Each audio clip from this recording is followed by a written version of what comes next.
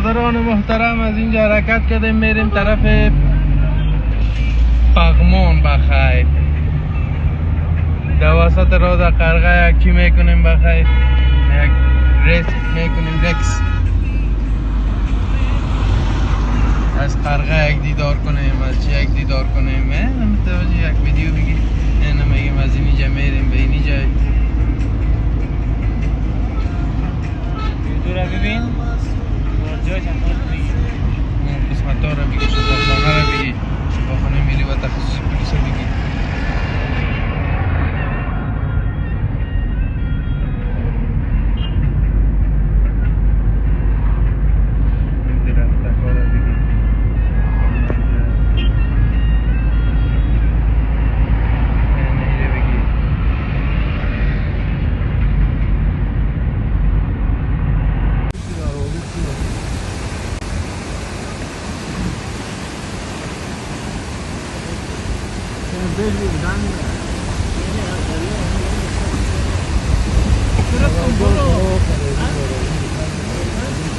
خودم محیط آسان کله روسان نخره کله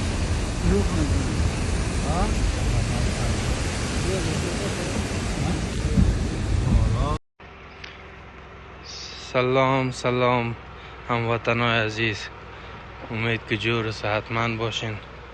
امروز آمدیم طرف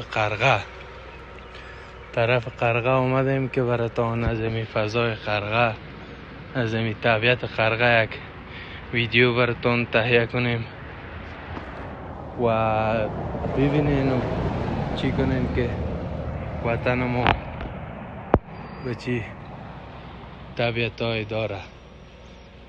خب آمدیم به قرغه،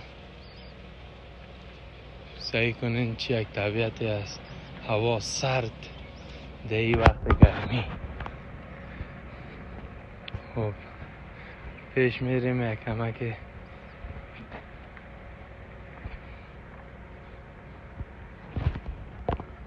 اینجا هم دیگه رستورانت های قرغه است.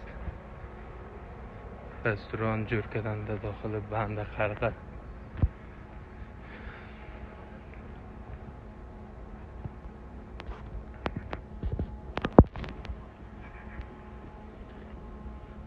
همه تو پیش میریم.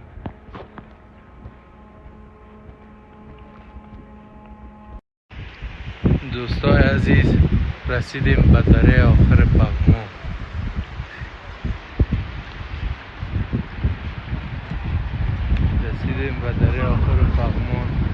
طبیعت بسیار، طبیعت بالا، بسیار یک جای عالی، بسیار یک